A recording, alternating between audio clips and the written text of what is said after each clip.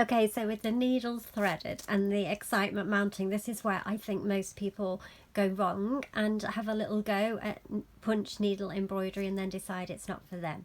So choosing the fabric and getting the right fabric is going to help you to enjoy the process and not decide it's a craft that's not for you.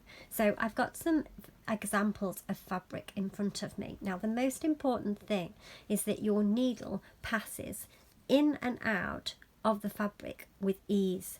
So you're looking for fabric that has got a warp and a weft that easily move apart when the needle goes in. What you don't want to be doing is piercing holes into the fabric that are damaging that fabric beyond any return.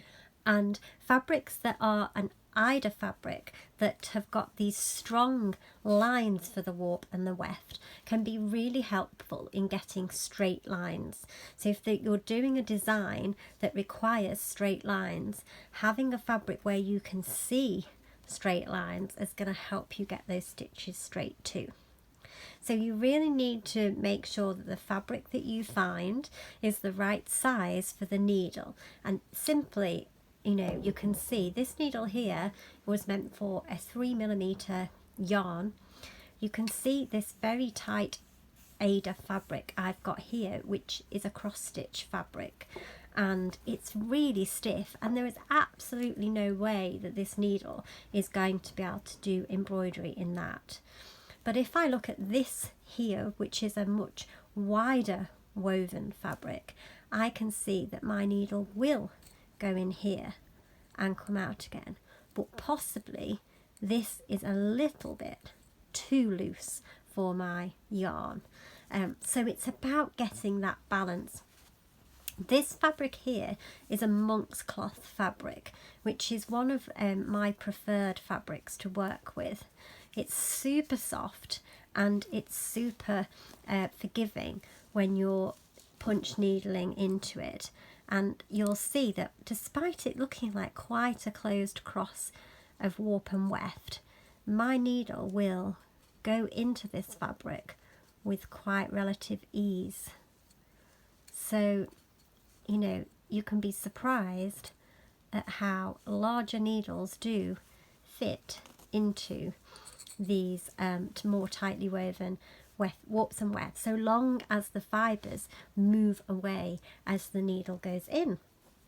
So you've got Ada fabrics, and sometimes, so I could be using one of my little needles and this fabric would work, but sometimes this fabric comes and it's really quite stiff and starchy, so I recommend putting it through the wash first to get rid of that starch so that it's soft for you to use. So if it's crispy, it needs a wash first.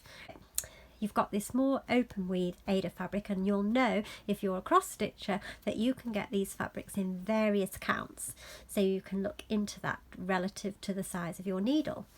Monk's cloth, here it is, this super soft cloth, which is one recommended by embroidery needle punchers. I don't know if that's what you call them, but it is a very nice cloth to work with.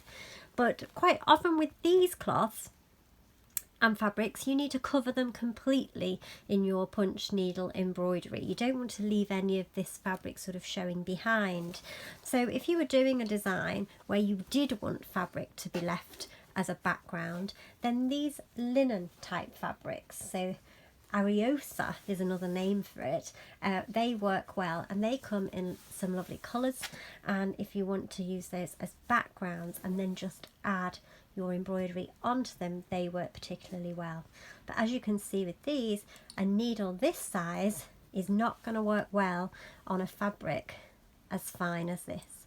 It's just going to make holes in it.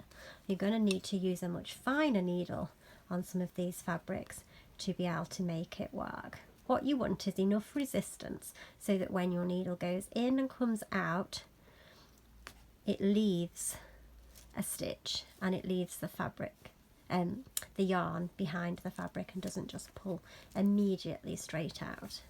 So exploring fabrics. The other thing that I have tried before is a Hessian, and you can buy Hessian bags, but again, if they've got a plastic lining to them, that's going to really, you're going to really struggle with your needle. So you need them to be soft pliable, and you need the fibres to move freely in and out. So have a search for some fabrics, see what you can find relative to the size of your needles.